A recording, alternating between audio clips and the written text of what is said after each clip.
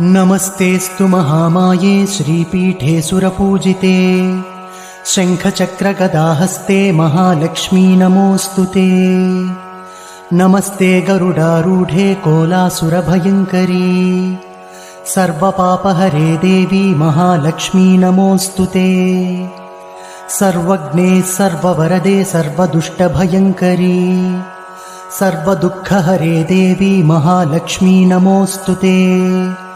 सिद्धिबुद्धिप्रदे देवी भुक्तिमुक्तिप्रदायिनी मन्त्रपूते सदा देवी महालक्ष्मी नमोऽस्तु ते।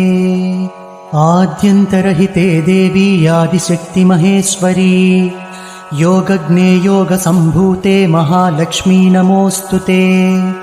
स्थूलसूक्ष्ममहारौद्रे महाशक्ति महोदरे महापापहरे देवी महालक्ष्मी नमोऽस्तु ते।